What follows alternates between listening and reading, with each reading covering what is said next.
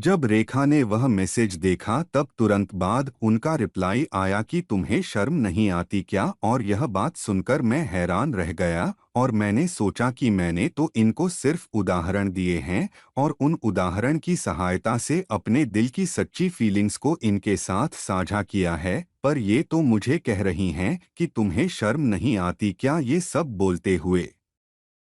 तब मैंने उनसे पूछा कि मुझे किस बात के लिए शर्म आनी चाहिए, तो उन्होंने कहा कि ये सब जो तुम बोल रहे हो उसके लिए तुम्हें शर्म आनी चाहिए। फिर मैंने कहा कि मैं तो सिर्फ मन की बात को उदाहरण द्वारा समझाने की कोशिश कर रहा हूँ, तो फिर मुझे शर्म क्यों आनी चाहिए।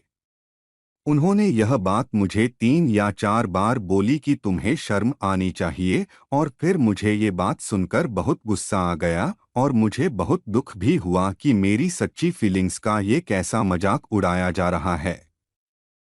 फिर मैंने उनसे कहा कि देखो, तुम मुझे बार बार यह बात कह रही हो कि तुम्हें शर्म आनी चाहिए। अगर मुझे तुम्हारी इन बातों की वजह से कुछ हो गया तो तुम्हें ब्रह्महत्या का दोष लग जाएगा।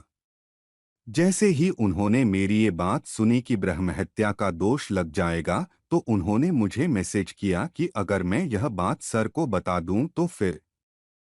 तब मैंने उनसे कहा कि देखो, अगर आपको बताने का इतना ही शौक है तो कोई बात नहीं, तुम एक दिन का इंतज़ार और कर लो, मैं ये बात सर को खुद ही बता दूंगा। मैंने एक दिन का समय इसलिए मांगा क्योंकि जब हम दोनों की ये बातें हुई उसके अगले दिन ही मेरा पेपर था और इसलिए उस दिन मैंने छुट्टी की हुई थी।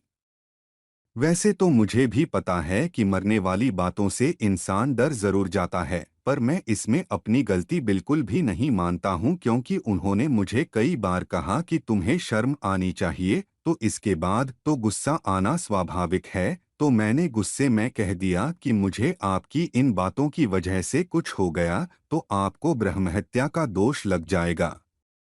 अगले दिन ही सुबह सुबह मुझे सर का कॉल आया, पर सर से मेरी बात नहीं हो पाई क्योंकि फ़ोन में कुछ खराबी आ गई थी। पर इतना होने के बाद भी मुझे रेखा पर बहुत भरोसा था और मैं ये ही सोच रहा था कि जब मैंने कहा है इनसे कि एक दिन रुक जाओ, मैं खुद ही सर को बता दूंगा।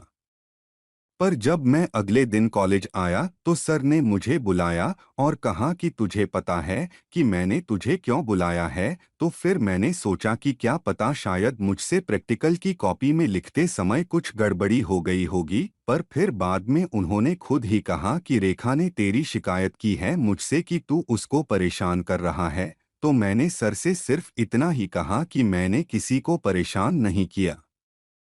मैं भावुक था उस समय और बहुत ज्यादा रो रहा था और ना ही मैं कुछ बोलने की स्थिति में था, इसलिए मैं उनको सच बात नहीं बता पाया।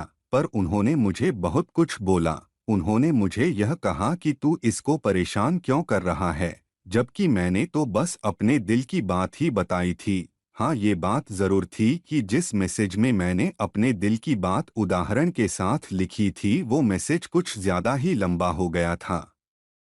लेकिन इसका मतलब ये तो नहीं होता है ना कि सर को झूठ झूठ बोल दो कि इस लड़के ने मुझे परेशान किया।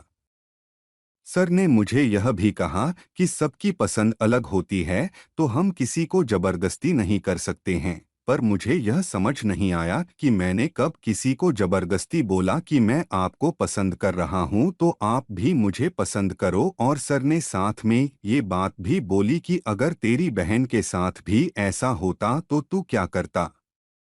बहन वाली बात सुनकर तो बहुत बुरा लगा। अगर मैंने सच में ही किसी को परेशान किया होता तब तो सर मुझे बहन वाला उदाहरण दे भी सकते थे, पर जब मैंने ऐसा किया ही नहीं तो मुझे मेरी बहन का उदाहरण क्यों दिया गया। पता है कितना बुरा लगता है ऐसा कहे जाने पर, जबकि कुछ भी गलती नहीं थी मेरी। उस दिन के बाद से मेरा रोना धोना कुछ ज्यादा ही बढ़ गया और मैं दुखी रहने लग गया।